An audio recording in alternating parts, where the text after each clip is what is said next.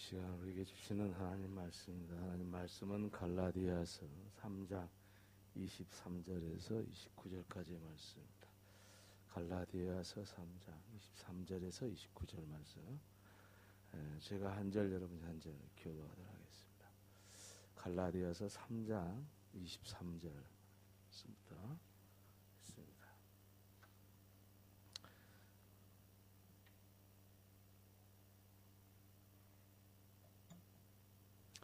믿음이 오기 전에 우리는 율법 아래 매인 바 되고 계시될 믿음의 때까지 갇혔느니라.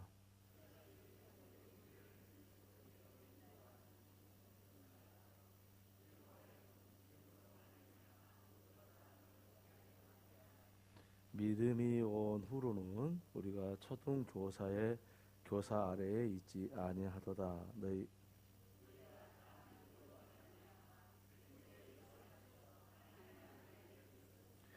누구든지 그리스도와 합하기 위하여 세례를 받은 자는 그리스도로 옷 입었느니라.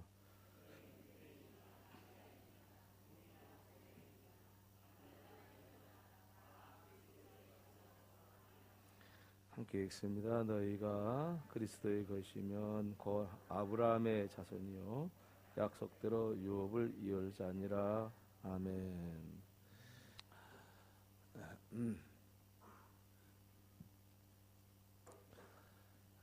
예수 믿는 사람들은 예수님의 것입니다.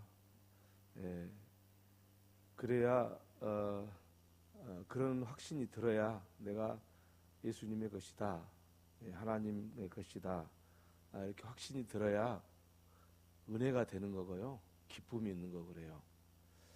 근데 믿음이 없으면은 예수님 것이다, 내가 하나님의 것이다, 그 생각도 안 들고 은혜도 없어요.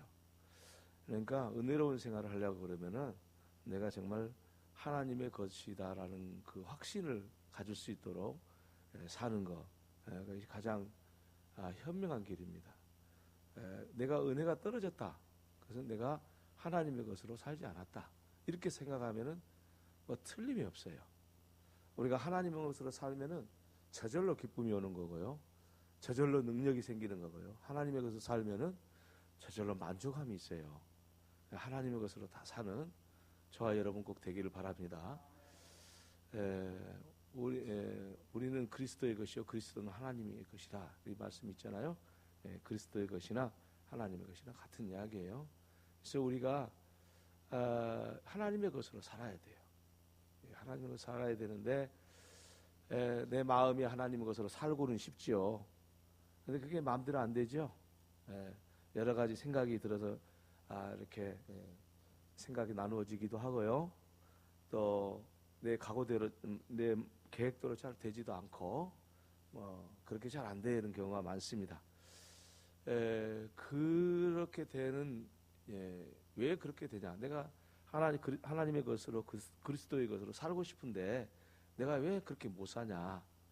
그것은 하나님이 나를 사랑하지 않기 때문에 그런다, 내가 무슨 다른 사람들보다도 더 하나님이 나를 그렇게 하나님의 것으로 살지 못하게 하기 때문에 그렇다, 이런 생각들 할 수 있는데 그거는 바르지 않는 생각입니다. 하나님의 것으로 사는 것, 그리스도의 것으로 사는 것은 누구든지 공평하게 기회가 주어져 있고요, 누구한테든지 그렇게 하나님의 것, 그리스도로 살아갈 수가 있습니다. 오늘 말씀을 통해서 저를 포함한 모든 여러분들이 다 하나님의 것, 그리스도의 것으로 살아가기를 바랍니다. 그래서 오늘 그 말씀을 좀 드리려고 해요. 어떻게 하면 하나님의 것으로 살아가느냐, 어떻게 하면 그리스도의 것으로 살아가느냐, 그것을 요약을 해서 한마디로 표현을 하자면 그런 겁니다. 하나님의 말씀대로 살면 돼요. 그러면은 그리스도의 것이 되고 하나님의 것이 돼요. 근데 또 그 말이 더 어려워요. 왜냐하면은 하나님의 말씀대로 산다는 것이 그게 도대체 뭔가, 이게 더 어렵다 그 말이죠. 그래서 그것을 좀 더 구체적으로 오늘 말씀을 드리려고 합니다. 이 하나님의 말씀을 우리가 어떻게 생각을 하냐면, 어떤 사람은 율법으로 생각을 해요. 그러니까 율법은 뭐냐면은 우리나라 법이 있어가지고 죄 지은 사람 잡아서 뭐 감옥에 넣듯이 그렇게 법으로 생각한다 그 말이에요. 하나님 말씀을. 그러면은 신앙이 안 자라요. 다시 말하면 그리스도의 것으로 살아갈 수가 없어요. 왜 그러냐면은 자기가 이 법을 지키려고 하다 보니까 하나님을 사랑하는 것이 아니라 이 법을 지키면서 자기를 사랑하게 됩니다. 그렇지 않겠어요? 그래서 성경을 하나님 말씀을 율법으로 생각하는 것, 창세기부터 요한계시록까지 다 율법으로 생각하는 사람은 결국은 하나님을 사랑해서 그 율법을 지키는 것이 아니라 자기가 구원받으려고 자기 의를 세우려고 그러고 자기가 천국 가려고 그러고 그러려고 하나님 말씀을 지키려고 그러는 거예요. 그래서 율법으로 생각하는 이 성경의 말씀을 율법으로 그렇게 생각하는 받아들이고 하는 사람들은 하나님을 사랑하지 못하고요. 하나님의 것이 되지를 못해요. 그리고 하나님 말씀대로 살지를 못합니다. 오히려 그 율법으로 인해서 자기 스스로 자기 자신을 정죄해요. 아, 내가 하나님 말씀을 오늘 또 어겼구나. 예, 이렇게 나쁜 놈이구나.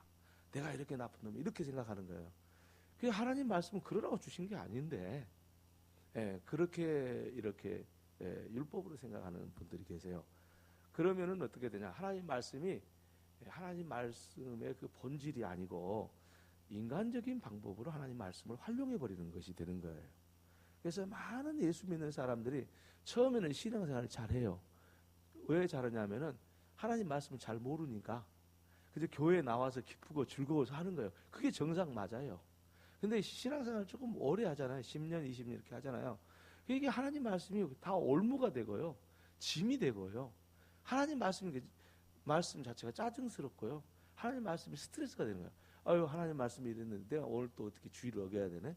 아, 내가 이런 일 하지 않으면 하면 안 되는데 내가 하나님 말씀에 다 생각이 나고 너무 힘드는 거예요. 어떤 사람은요, 그러다가 교회 안 다녀요. 힘들거든요. 그런 사람 어쩌다 그런 사람은 병들기도 해요. 마음의 병, 정신적인 병. 그러니까 하나님 말씀은 율법으로서 주어진 것이 아닌데, 물론 율법이시죠. 그런데 하나님 말씀을 율법으로만 생각하는 사람들은 하나님의 것이 못 돼요. 그리스도의 것이 못 된다 그 말이에요.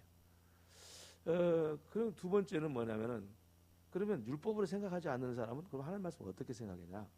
오늘 본문에 나오지만은 약속으로 생각하는 거예요. 약속. 그러니까 하나님께서 우리 창세기 1장 1절부터 시작 요한계시록 마지막 절까지 하나님이 모든 걸 우리에게 약속해 주신 거예요. 근데 약속은요, 사람이 약속한 것이 아니고 누가 약속했나요? 하나님이 우리 사람에게 약속한 거예요. 그러니까 성경의 말씀은 하나님의 약속으로 생각하니까 하나님이 약속하셨는데 나쁜 약속을 하시겠어요? 하나님 우리 인간을 뭐 정죄하기 위해서 약속하시겠어요? 하나님의 말씀이 우리 인간을 아주 지옥 보내려고 하나님 말씀을 주셨겠어요? 절대 그럴 리가 없어요. 하나님 말씀을 율법으로 생각하는 사람은 틀린 것은 아닌데 더 깊이 있는 율법, 하나님 말씀을 주신 본질을 생각을 못하기 때문에 율법으로 생각하는데, 하나님 말씀을 약속으로 생각하면 그 약속 속에요 하나님의 율법도 들어있고 다양하게 들어있어요. 근데 약속이기 때문에 결국 하나님께서는 이 하나님 말씀을 우리에게 주셔서 하나님의 것으로 살아갈 수 있도록, 그리고 오늘 본문에 말씀한 것처럼 하나님의 유업을 받을 자로 그렇게 살아가도록 하기 위해서 약속의 말씀을 주신 거지, 이 하나님의 말씀을 주셔가지고 이걸 못 지키면 너는 죽어 이렇게 한 게 아니거든요. 그래서 하나님의 말씀을 약속으로 생각하면은, 아유, 내가 하나님께서 이렇게 하면은 하나님께서 약속하시기를 이렇게 좋은 일을 선을 행하면 이렇게 복을 주신다고 했는데 오늘 내가 또 선도 못하고 오히려 악을 행했네. 하나님 말씀을 내가 잘못 말씀대로 약속을 내가 못 지켰네. 그러면 되잖아요. 근데 뭐 율법까지 막 해석해가지고 너는 하나님 말씀이 이렇게 말씀하셨는데 너는 잘못했으니까 너는 매 맞아. 나는 매 맞을 거야. 나는 벌 받을 거야. 이러는 거예요. 이거 하나님 말씀이 완전히 왜곡시켜 버리고 말았잖아요. 그렇게 말씀을 하고 정말 맞아. 한편 맞는데 석연치 않는 것이 있어요. 그러면 하나님 약속의 말씀은 있고 나는 내 마음대로 살아도 괜찮으냐? 괜찮을 리가 없지요. 하나님 말씀의 약속을 지킨 사람에게만 하나님의 것으로 살고 하나님의 축복을 받고 은혜를 받는데, 그 약속의 말씀하고 상관없이 사는 사람이 어떻게 훌륭한 사람이 되겠어요? 어떻게 복을 받겠어요? 그러니까 하나님의 약속대로 사는 것은 너무 훌륭한 거예요. 너무 복된 거예요.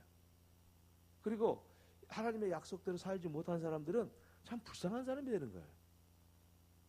그러니까 교회 안 다니는 사람이 불쌍한 이유가 뭐냐면 하나님의 약속을 전혀 모를 뿐 아니라 그 약속을 따라서 살지도 않아요. 그러니까 그리스도의 것으로, 하나님의 것으로 살지 않는 사람이 되는 거예요. 교회 다니는 사람 중에서도요, 율법으로 하나님 말씀을 생각하는 사람은요, 하나님의 말씀이 약속이 아니고 율법이에요. 그래가지고 약속으로 받는 게 아니라 율법으로 받아가지고 하나님의 약속의 축복을 못 받아요. 아유, 참 얼마나 안타까워요.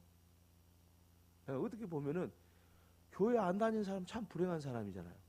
그런데 교회 다니면서 구원 받았으면 다행인데 구원 받지 못한 사람이, 교회 다니면서도 구원 받지 못한 사람 있잖아요.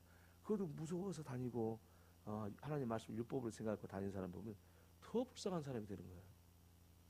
구원 받았으면 좋긴 한데 구원 못 받은 사람이 그렇게 살면 얼마나 불쌍하나. 차라리 세상에 지 맘대로 살면은 그런 속박이라도 안 당하지. 안 믿으면서 교회 다니고 율법으로, 하나님의 말씀 율법으로 생각하고 그거 지켜야 된다 이런 생각하면 얼마나 불행한 삶이 되겠냐 이거예요. 그러니까 우리가 하나님의 말씀은요, 약속의 말씀이에요. 그렇지 율법으로 우리를 법으로서 이렇게 통제하기 위해서 주신 말씀이 아니에요. 본질적으로. 물론 약속의 말씀 속에 우리가 그 약속으로 인해서 통제받은 것 같이 보여요. 그런데 하나님의 것으로 그리스도에서 살면은 그게 통제하는 것이 아니고 은혜가 되는 거예요. 하나님의 말씀이 다 하나님께서 우리에게 복을 주시기 위한 약속의 말씀입니다. 그것을 꼭 기억하시기를 바랍니다. 그러면은 우리 말씀이 다시 보여요. 예. 다시 보이는데 십계명에 뭐 하지 마라 막 그러잖아요. 예? 이렇게 하면 안 된다, 저렇게 하면 안 된다. 그것부터 시작해서 성경 다 봐봐요. 전부 하지 말라, 이것은 하고 저것은 하지 말라 하라 이런 말이 너무 많아가지고 너무 힘든 것처럼 보이는데 그게 아니에요. 그게 그 속에가 사랑이 들어있는 거예요. 약속이 들어있는 거예요. 네가 하나님 말씀대로 살면 복되리라. 약속이잖아. 살지 않으면 너는 약속을 못 받는 거야. 그런 거 아니겠어요? 네. 자, 그래서 이 하나님 말씀을 어떻게 보느냐, 이게 아주 큰 차이를 가져오는 거예요. 마음이 편해지고 은혜로워지고 행복하고 기쁘고 즐겁게 그렇게 사는 사람이 있는가 하면은 고단하고 힘들고 자기 자신을 정죄하고 자기 자신도 정죄해서 한 것이 부족해서 다른 사람 하나님 말씀 갖고 정죄를 하고 지난번에도 지난 오후 예배 시간에도 그런 말씀 드렸죠. 비판하는 것 자체는 이건 정말 문제라고 그랬잖아요. 그 심각한 문제를 이야기했잖아요. 무조건 다른 사람한테 해롭게 말하는 건 전부 다 비판이라고 그랬잖아요. 그런 하나님 말씀 몰랐으면 비판하는데 하나님 말씀 알아갖고 비판은 강도가 심해지고 아주 날카로워지고 그러는 거예요. 그런 사람들 보면 너무 힘들어요. 너무 불쌍한 마음이 보이는 거예요. 어떻게 그렇게 살 필요가 뭐가 세상 왜 그렇게 살아야 돼요? 우리가 세상을 하나님 말씀대로 약속의 말씀대로 막 행복하게 살면 되는데 왜 꼭 우리가 하나님 말씀 율법으로 적용을 하고 내 자신도 정죄하고 다른 사람도 정죄하고 잘했니 뭐랬니 비판을 하고 지르면 안 됩니다. 너무 어렵잖아요. 그래서 그리스도의 것으로 살고 하나님의 것으로 산다는 건 너무 복된 것인데요. 성경을 이제 율법으로 받느냐 아니면 하나님의 약속의 말씀으로 성경을 생각하느냐, 이 두 개가 큰 갈림길인데, 그렇다면은 하나님의 말씀이 왜 어떤 사람이 율법으로 보이고 어떤 사람은 약속의 말씀으로 보이냐? 첫째는 뭐냐면요, 예수님을 만나기 전까지는 다 율법으로 보여요. 율법으로 다가와요. 예수님을 만나고 났을 때는 하나님의 약속으로 다가와요. 이게 차이예요. 어떤 사람은 율법으로 계속 하나님 말씀이 들려지면 예수님 못 만난 거예요. 근데 하나님 말씀이 너무 은혜롭고 감사하고 그런 사람은 하나님을 만난 거예요. 참 없어도 그건 정확한 거예요. 그래서 그 정죄하고 비판하고 자기 자신을 정죄하고 다른 사람 비판하고 이런 사람은 뭐냐면은 하나님 말씀 율법으로 생각하는 거예요. 하나님을 못 만나는 거예요. 근데 감사한 건 뭐냐면은 이 율법으로부터 시작해서 약속의 말씀으로 받아들여지는 것이지 율법이 없이 약속의 말씀으로 받아들이는 사람 아무도 또 없어요. 그래서 오늘 본문에 뭐라고 말씀하고 있냐면은 율법은 그리스도가 오실 때까지 몽학 선생이 된다고 그랬어요. 이게 몽학 선생 그러니까 말이 어려운데 우리나라 말로 고치자면 훈육 선생님 이런 거예요. 근데 원어로는 파이다 고고스라는 말로 이 몽학 선생을 이야기를 해놨거든요. 그 말이 무슨 말이니? 그 로마 당시에 한 14세 혹은 16세 정도까지 이제 아이들이 성장을 하는데 이 부자들이 말이죠 노예를 통해서 자기 아이들을 이제 노예도 훌륭한 노예들 많잖아요. 이렇게 많이 배우고 그런 노예들이 많은데 그 노예들한테 자기 아이들을 맡기는 거예요.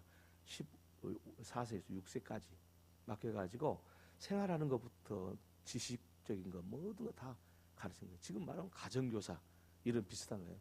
파다이고고스란 말이 그 말입니다. 그래서 몽학 선생이 된다는 이야기는 율법이 몽학 선생이 되는데 어디까지 오면 예수 그리스도가 오실 때까지 그랬어요. 그러니까 율법이요, 성경의 말씀이 율법적인 게 있어요. 그런데 그 율법이 근본적으로 율법 그 자체를 주시기 위해서 이 율법으로서의 성경을 주신 게 아니고요. 예를 들면 이런 거예요. 우리나라 법이 있잖아요. 육법이 있잖아요. 6가지 법이 있잖아요. 뭐 민법, 상법, 뭐 형사소송법, 뭐 여러 가지 6가지 법이 있지 않았어요? 그 6가지 법이 있는 것은 사람들 잘못하면 잡아가려고 있는 거잖아요. 물론 사회 질서를 잘 지키기 위해서 법을 만들었지만은 모두가 유익하기 위해서 법을 만들었지만은 법의 정신은 사실은 사람 감옥에 가두기 위한 건 아니거든요. 이 세상 법도 어떻게 하든 모든 사람이 서로 공동체 생활을 잘 할 수 있도록 다른 사람이 피해가지 않도록 하기 위해서 법을 만든 거죠. 법의 정신은 그거죠. 근데 성경은 그보다 더 뛰어난 거잖아요. 하나님의 것으로 그리스도의 것으로 복되게 살기 위해서 하나님 말씀을 주셨지. 그 무슨 뭐 누구 잡아가려고 법을 만들어놨어요. 그런데 그걸 누구 잡아가려고 벌써 하나님 말씀 준 것처럼 그렇게 사용하는 사람 많잖아요. 근데 그게 문제라는 거죠. 근데 그런 기능이 있다 이거죠. 있기 때문에 그런 사람이 나온다는 거죠. 그래서 이 말씀을 정리하자면 이런 거예요. 자, 예수를 만나기까지는 다 우리가 율법이 우리한테 몽학 선생, 그 훈육, 그래서 가정교사처럼 훈육 교사의 역할을 한다는. 대단히 중요한 이야기입니다. 그러니까 결국 이 성경의 말씀, 이 하나님의 말씀은 율법적인 기능을 우리에게 한다 이거예요. 그런데 그거는 결론이 뭐냐면은 예수를 믿게 하기 위해서 하는 거예요. 그러니까 이 성경의 모든 율법들, 그 우리나라 법처럼 말이죠. 잘못한 사람 잡아가는 그런 기능 그 법처럼 그런 기능이 있잖아요. 이 성경에. 예를 들면 이런 거 아니에요. 네 부모를 거역하는 자는 죽여라. 무서운 율법 아니에요? 근데 그 말을 왜 줬냐? 그 그리스도를 만나기 위한 하나의 하나님의 것으로 살기 위한 그 율법이거든요. 근데 그 율법은 바로 어디까지냐? 하나님을 만나면 됩니다. 그리스도를 오기까지 율법 선생이 율법이 몽학 선생의 역할을 한다. 이것 보고 이제 신학적으로 율법의 제1기능 그래요. 제1기능. 율법은 정죄하는 거예요. 사람은. 응? 정죄. 그런데 율법을 한 걸음 더 나아가서 율법을 또 깊이 들여다봤더니 말이죠. 아까 말씀드린 것처럼 율법 자체가 말이죠. 가지고 있는 기능들이 있는데 그것은 결국 예수 그리스도와 하나님을 드러내기 위한 거예요.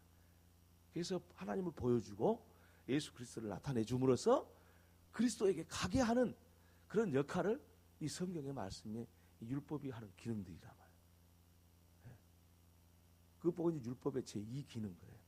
세 번째 기능이 율법의 세 번째 기능인데 그것은 뭐냐면은 예수 믿는 사람이요. 하나님을 만나서 하나님의 것으로 살아갈 수 있도록 방향을 제시하는 그 법의 역할을 해요. 이것이 또 뭐냐면 율법의 제3기능이다. 그렇게 이야기해요. 이게 이제 신학적인 이야기인데 그렇게 표현을 하는 거예요. 중요한 것은 그런 거, 그 뭐 1기능, 2기능, 3기능을 우리가 알자는 것이 아니라 설명을 하자면 그렇다 그거예요. 신학적으로 그렇게 분석을 해놨어요.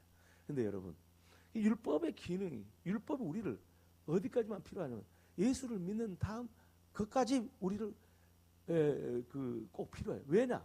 율법이 없이는 우리는 죄를 깨닫지를 못해. 내가 죄인이라는 거. 내가 왜 십자가에 가야 되는지. 십자가와 나와 무슨 상관이 있는지. 율법이 없이는 우리가 그걸 깨달을 수가 없어요. 왜? 우리가 죄인인지 뭐가 죄인지 하나님을 안 믿는 것이 죄인지 그걸 어떻게 압니까? 율법이 있어서 아는 거잖아요. 그래서 그걸 우리를 하여금 예수의 십자가에까지 가게 하시는 거예요.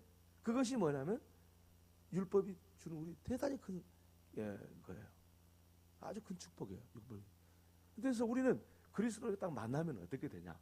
그 다음에는 이제 율법이 하나님의 약속의 수준으로 이제 되는데 그것이 뭐냐면 그리스도를 만나는 순간 율법을 통해서 우리가 죄인인 것을 알고 그리스도를 만나고 하나님의 것이 됐을 때는 그때는 어떻게 되냐? 그때는 결국 우리는 믿는 자가 되는 거고요. 하나님의 유업을 받을 자가 되는 거고요. 하나님의 모든 율법인 것 같은 그 말씀들이 약속으로 들려오는 거예요. 약속으로. 그래서 편안해지고요.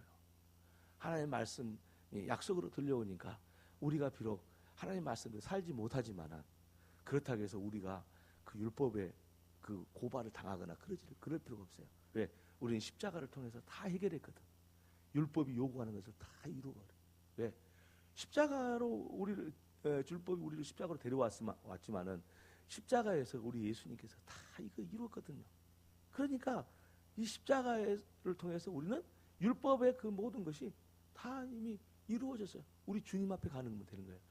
우리가 부족하고 우리가 죄 짓고 우리가 연약하고 그러지만은 우리 주님 앞에 가면 되는 거예요. 왜? 우리 주님께서 십자가에서 다 해결했으니까. 그러니까 죄를 지으면 율법 앞에 벌벌 떠는 게 아니고 주님의 은혜를 사모하는. 주님 앞에 내 죄를 고백하면은 우리 주님이 이미 다 용서해 줬으니까 우리가 어떤 죄라도 용서받죠. 그래서 우리 신앙이요 너무너무 심오하고요 숭고합니다. 여러분 말이죠. 그 많은 사람을 죽인 살인자들까지라도 하나님의 말씀을 듣고 그들이 변화되는 이유는 뭐냐면요. 이것이 하나님의 말씀이라는 증거예요. 안 그러면 그런 일이 일어나질 않아요. 그러니까 그런 수십 명을 죽이고도 예수 믿고 구원받고 그렇게 변화된 사람들 있잖아요. 교도소에서. 그런데 그 사람들은 어떻게 해서 그렇게 되냐? 어떤 사람이 정성스러운 그런 전도를 통해서도 됐다고 말씀이 드릴 수 있겠지만은 근본적으로는 사실 하나님 말씀을 듣고 나니까 나를 품어주시는 분은 하나님이시구나. 내 모든 죄가 다 주님 때문에 주님께서 나를 위해서 내가 여러 사람 죽였는데 그것마저도 다 용서해 주셨구나 하는 것을 내가 깨달을 때 돌아오는 거예요. 그러기 전에는 어떻게 하나님을 알고 예수를 믿을 수 있겠어요? 불가능한 일이라. 그래서 성경이 너무너무 심오한 거예요. 어떤 죄도 다 하나님이 용서해 주신다는 사실을 이 말씀을 들으면서 우리가 알게 되고 이 말씀이 하나님 약속이라는 것을 딱 경험하게 되면은 그때부터 내가 어떤 죄라도 용서받을 수 있구나. 그렇게 되면은 이제 사람들이 생각할 때 이론적으로 생각을 하면 이렇게 생각합니다. 내가 하나님 이 성경의 말씀을 하나님 약속으로 생각하니까 이제는 내 마음대로 이제 죄를 지어도 괜찮겠구나. 혹시 더 이렇게 되면 죄를 더 많이 짓지 않을까? 이런 생각들을 하는 사람들이 있어요. 그리고 그렇게 공격하는 사람들이 있어요. 그렇게 말하면은 그렇게 설교를 하면은 목사님 그거 틀렸습니다. 그렇게 되면 사람들이 말이죠 더 죄를 짓고 그러지. 하나님 약속이 우리 다 죄인 우리 죄를 다 예수님께서 미래에 우리 지을 죄까지 다 용서해 주셨는데 그 죄까지 주님이 다 용서해 주셨다는 것을 믿으면은 마음대로 죄를 짓고 그럴 판 아니에요. 근데 사람들이 그것은 심리적인 그런 추측일 뿐이지 현실적으로는 그러잖아요. 왜냐하면은 하나님의 것이 되면은 죄를 짓고 싶은데 못 짓게 돼요. 참 그게 하나님의 말씀이 오묘한 거예요. 죄를 짓고 싶은데 못 짓어요. 뭐 때문에? 하나님의 말씀 속에 있는 약속의 은혜로운 그 약속의 말씀 때문에 못 짓는 거예요. 근데 심리학을 조금만 공부해도요. 그 성경의 말씀이 옳다는 게 알 수가 있어요. 뭐냐면요. 어린 아이들이요. 성장하는 과정에서 부모의 사랑, 그러니까 정말 사랑을 받아야 될 때 이제 만 3세, 2세에서 3세 그 안에는 기억을 못 하잖아요. 애들이 내가 내 부모가 나를 얼마나 사랑했는지, 예? 내가 어떤 일을 경험했는지 다 기억을 못해요. 그런데 기억을 못했다고 해서 그들이 그 기억이 없는 것 뿐이지 몸으로는 알아요. 심령적으로는 알아요. 그래서 어린아이 때요, 사랑을 많이 받은 사람은 죄를 안 지어요. 그런데 어린아이 때 사랑을 받아야 할 것을 받지 못하면요, 어떻게 되는지 아세요? 이게 다 큰 죄를 지어요. 그러니까 부모가 자꾸 때리고, 자기가 낳은 부모라도 그렇게 기른 사람도 있지만, 자기가 낳은 자식은 별로 자기가 기르면 그렇게 안 기르죠. 항상 사랑으로, 어떻게 사랑으로, 얼마나 사랑으로 이렇게 감싸주고 막 그러잖아요. 어려서부터. 그런 애들은 절대 비틀어지질 않아요. 그리고 나쁜 일 안 해요. 근데 자기 부모도 아니고 혹 부모라도 좀 잘못돼가지고 자꾸 정죄하고 때리고 울리고 젖줄 때도 안 주고 밥 줄 때도 안 주고 사랑을 이러면 이해가요, 죄를 지어요. 그러니까 어른이 돼갖고 죄 지은 것은 사실은 그 사람 잘못이라고도 말할 수 있지만은 전적으로 죄 지은 사람은 잘못은 아니에요. 그 부모의 잘못이에요. 심리학적으로 보면 그래요. 물론 부모를 잘못 만나고 어렵게 큰 사람이 다 죄 지는 건 아니지만은 그럴 가능성이 아주 높아요. 그러니까 여러분 며느리들든지 간에 젊은 사람들은 꼭 기억해야 돼요. 아이들 키울 때 제발 1년 이상 2년 정도는 부모가 키워야 됩니다. 그 나중에 얘 버립니다. 지금은 아무것도 아닌 것 같죠. 나중에 가면은 다 들통이 나요. 그래갖고 성질이 사납고 다른 사람 정죄하고 판단하고 막 그러는 거예요. 그래갖고 죄 짓고 막 그러는 거예요. 그럴 수밖에 없어요. 그게 자기 몸이 딱 배어 있거든요. 그 부모 잘못 아니에요. 이제 그 사람 잘못인 것 같아도 근본적으로 부모 잘못이에요. 문제가 있어요. 네. 그러니까 성경은요, 이걸 다 아셨거든요. 하나님 다 아시잖아요. 그러니까 그런 부모한테 사랑을 받지도 못한 사람까지도 하나님은 품어주시잖아요. 주님 앞에 오게 해서. 그래서 어려서 유아 시절에 불우하게 보냈더라도 예수 믿으면은요, 그게 다 예수 안에 녹아버리는 거예요. 그래갖고 변화가 되는 거예요, 사람이. 그러니까 이 성경에 놀라운 이 말씀들은요, 우리를 너무 아주 행복하게 하는 말씀이에요. 율법을 정죄가지고 네가 잘했니, 누가 잘했니, 그걸 이야기한 게 아니에요, 성경이. 뭐 그걸 이야기하면 뭐라고 예수를 믿어요. 그거 이야기하고 있으려면 예수 믿는 의미가 뭐가 있겠어요.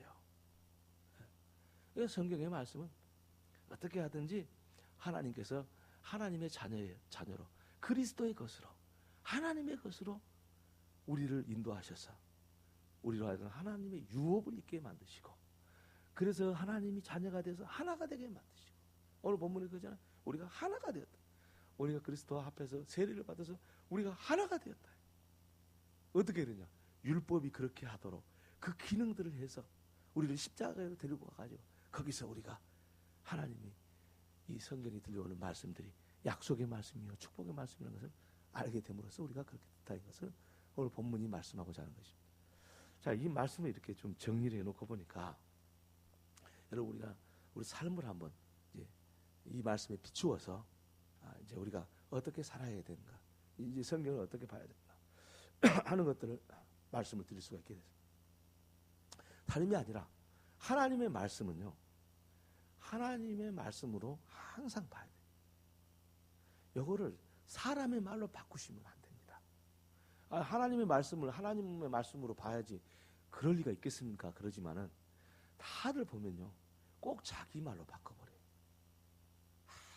그래가지고 하나님의 그 오묘한 말씀이요, 자기 말이 돼가지고 이게 말이지, 이게 채찍이 되기도 하고 칼이 되기도 하고, 이게 하나님의 말씀이 자기 손에 들려가지고 난도질을 당하는 거야. 정말 그러면 안 됩니다. 하나님의 모든 말씀은 내 말이 아니고 자기 말이 아니고 다 하나님 말씀으로 받기를 바랍니다. 할렐루야. 그러면 그렇게 좋을 수가 없어. 정말 좋을 수가 없어. 근데 하나님의 말씀이 꼭 자기 생각으로 다 세석을 해가지고 하나님 말씀, 왜 비판을 해도 꼭 하나님 말씀 들어갖고 비판을 해? 참 독특해. 자기 말을 딱, 그거 자기 말 아니잖아요. 하나님이 하신 말씀이잖아요. 그러니까 하나님의 말씀으로 다 그렇게 받아들여야 돼요. 그게 가장 중요해요.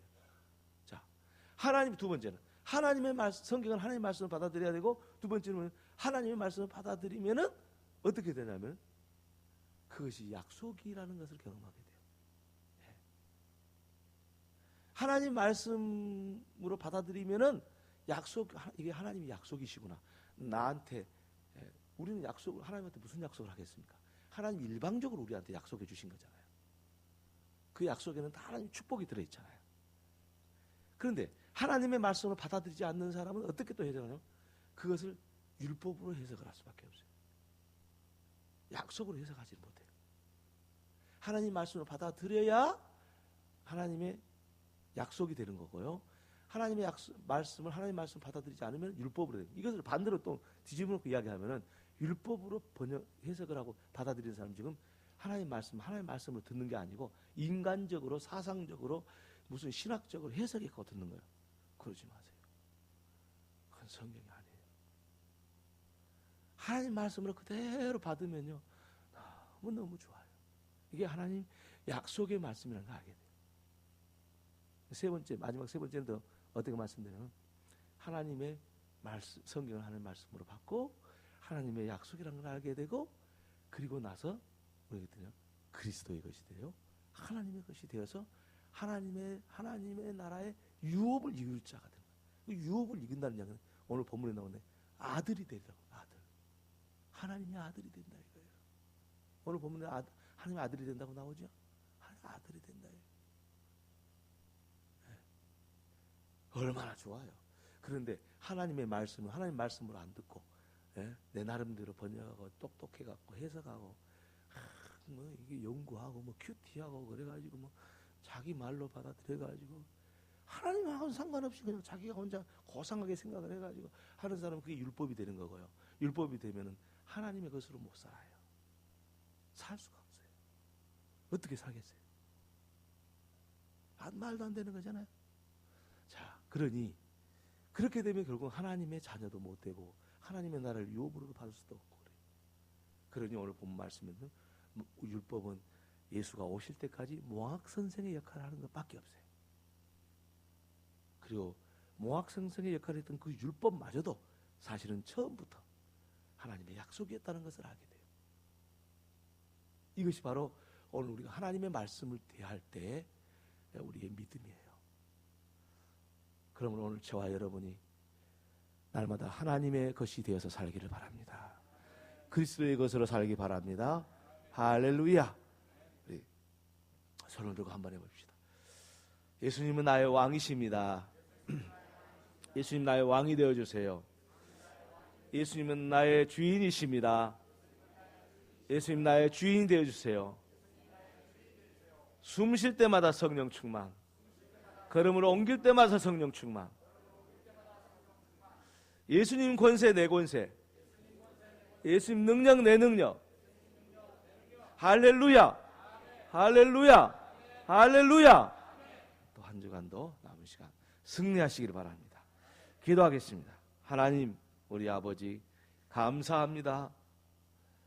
하나님의 말씀이 우리에게 율법처럼 들려졌던 그 순간도 있었지만 그것은 곧 우리를 그리스도에게로 인도하는 몽학선생 역할을 하였고, 이제 우리가 예수를 믿고 보니 약속의 말씀이 되었고 축복의 말씀이 되었고, 그 모든 율법마저도 하나님의 사랑이 깊이 담겨진 말씀인 것을 오늘 우리가 알고, 이제 하나님의 것으로 그리스도의 것으로 사는 저희들이 되게 해 주옵소서. 예수님의 이름으로 기도 올려옵나이다. 아멘.